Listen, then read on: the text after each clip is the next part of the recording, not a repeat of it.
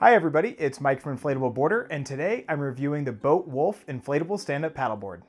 The Wulf is Bote's budget-friendly cruiser-style inflatable stand-up paddleboard.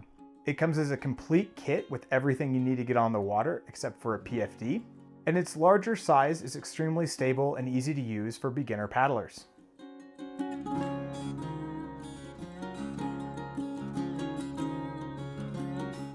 The Wulf uses Bote's lighter weight AeroUltra construction. It has a standard knitted drop stitch core, a single layer fusion PVC shell, and to join the top and bottom of the board together, it uses 2 layers of reinforced PVC material for the rails. It has a maximum internal pressure of 15 psi and weighs just 20 pounds. In our bin test, we inflated the Wulf to its maximum 15 psi and placed 170 pounds of weight in the standing area. It deflected 2.38 inches, which is on the lower end of the scale for our bin test. In addition to that, the Bote Wulf is noticeably soft and flexible on the water. I could feel it bending while I was paddling normally and just standing on the board, and when I picked up the pace in our speed test, it was extremely flexible. While bouncing on the board, it did produce a high amount of flex, and when I stopped, it had a tight and springy feel that was not the most comfortable rebound I've experienced.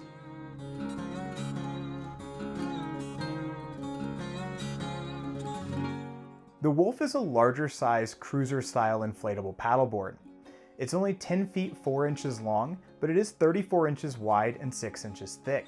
It has a very wide shape with a broad nose and an extremely wide tail that's almost 2 feet wide. The Wulf does have very good primary stability when you're standing on it or paddling normally. However, that is reduced by the amount of flexibility in the board's construction. While tilting the board onto its edge or rocking it side to side, it did also have very good secondary stability. I didn't ever feel like it was twitchy or that it was going to flip over. And even though it does suffer a little bit from its lack of rigidity, its extra wide shape does make it just very stable feeling underfoot and a great option for beginner paddlers. The wide shape does keep the stability feeling very consistent if you are adjusting your position forward or backward to either use the tail of the board or adjust to make room for a passenger. However, as you are moving, I did feel the board flexing quite a bit, so while it didn't actually feel like it was tipping differently side to side, it did feel less stable while I was moving.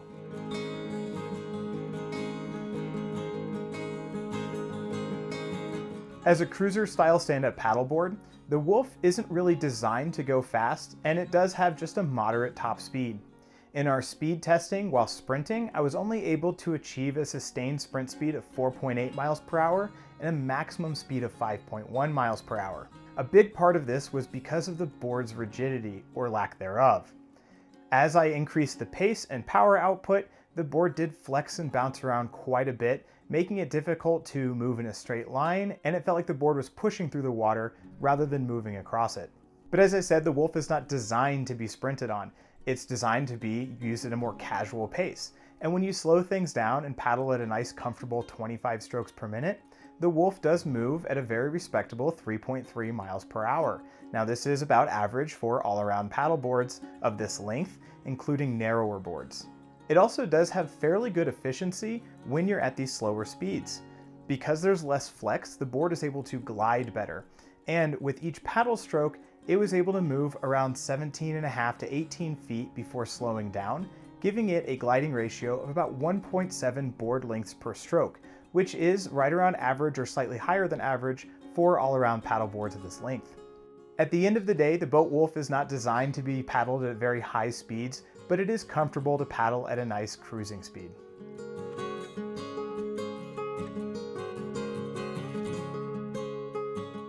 In our maneuverability and tracking testing, we found that the Bote Wulf leans a little bit more towards tracking ability than it does maneuverability. In our maneuverability stress test, the Wulf took an average of 7 paddle strokes to make a complete 360-degree turn from a standstill. For a board of this size, we would expect it to be a lot closer to around 5.5 rather than 7. However, when you use a reverse sweep stroke instead of a forward sweep stroke, the Wulf does much better, needing an average of just 3.5 strokes to make the same circle, and this is more in line with other all-around paddle boards of its length. Stepping back to the tail to do a pivot turn and maneuver very quickly is possible and relatively easy with the Wulf. However, as you're moving, the board's flexibility does make it lose stability, but once you're at the tail and the board settles down, it was very stable and easy to turn with just a few paddle strokes. While the Wulf was a little bit slower to turn in our maneuverability test, it did about average in our tracking test. In our 10-stroke tracking stress test, we paddle the board 10 strokes on a single side and measure how far it deviates off course. With the Bote Wulf, we found that it only moved about 20 degrees off course after those 10 paddle strokes, and that is fairly average for a board of this length. The Wulf does have a single slide-in fin box and comes with a large surface area fin. And with the slide-in fin box, there aren't as many options to swap the fin for something to adjust for better tracking or better maneuverability performance. And the two side bite fins don't actually aid the board in any of these characteristics either. They're really just there for aesthetics.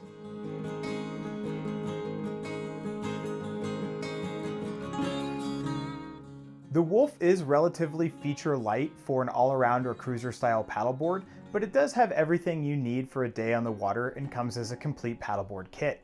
There's a large cargo area on the nose of the board that uses an adjustable bungee cord that's threaded between 6 D-rings. There are 3 carrying handles on the Wulf, one in the nose, one in the center, and one in the tail. And there's a large deck pad that provides great traction and changes to a diamond pattern on the tail. At the tail of the board, there's a leash D-ring and the inflation valve. Under the board are the 2 fixed side fins and the single slide-in fin box. In addition to limiting the number of options available, the slide-in fin boxes do also raise a little bit of a durability concern. I have seen these fin boxes bend from being improperly folded or from being stepped on while the board is on the ground. In addition, I find that these fin boxes can be extremely difficult to install and remove the fin, and on the majority of the boards that I have that use this style of fin box, I actually have to use a hammer to get the fin in the fin box and back out again. Now, while the board itself doesn't have a lot of built-in features, it does come as a complete kit. With the Wulf, you do get the fin, a coiled leash, repair kit, a single chamber hand pump, and a backpack style carrying bag that's made from a lightweight nylon material. And while the Wulf does come as a complete kit and has enough features for everything you need for a few hours on the water at a time, it does leave a lot to be desired, especially given its price point.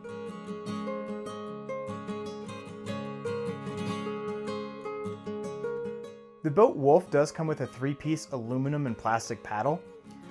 The shaft and the handle section are both made from aluminum, and the palm grip is made from plastic.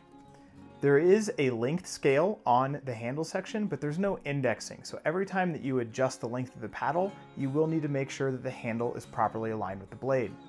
The blade itself is relatively large and made of an ABS plastic material for durability. Altogether, this paddle weighs almost 36 ounces, making it the second heaviest paddle that we've tested. And you do feel it on the water. It is tiring to use this paddle for long periods of time. However, it is a very basic paddle and will get the job done.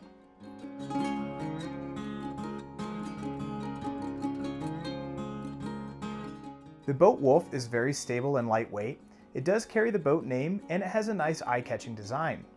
It comes with a decent kit for new paddlers, but overall the Bote Wulf does not provide the same value level as many other all-around inflatable stand-up paddle boards in its price range. If you're a beginning paddleboarder on a budget and you want something specifically from Bote, then the Wulf is a good option and it will get you out on the water and having a good time.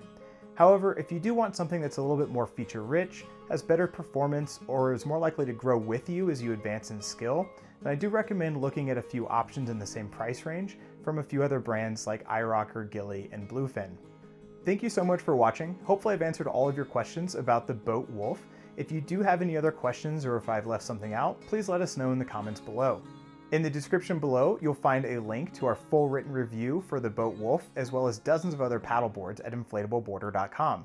If you've liked the video, please give us a thumbs up and subscribe so you can stay up to date on all of our new video content. If you're interested in purchasing the Bote Wulf, we'd appreciate it if you use the link in our video description. It doesn't cost you anything extra, but it does help support our YouTube channel and bring you more SUP content. Thanks for watching. Don't forget your PFD, and happy paddling.